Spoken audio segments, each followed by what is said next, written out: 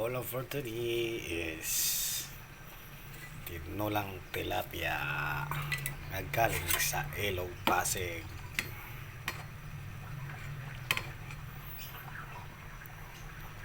Huwag tayong sabaw kasi puyat.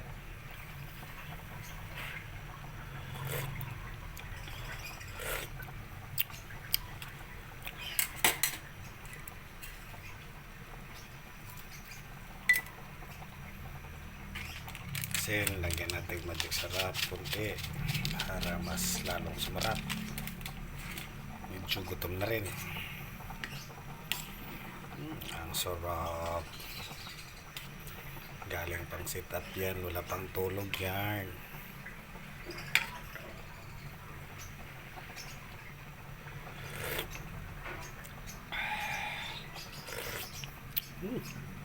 Sarap.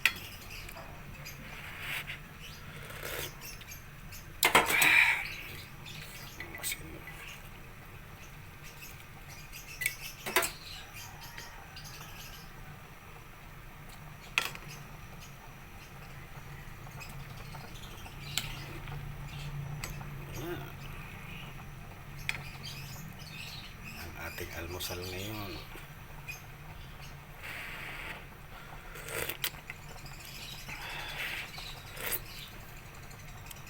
Dahil walang pares, kaya ito na ang katapat mo.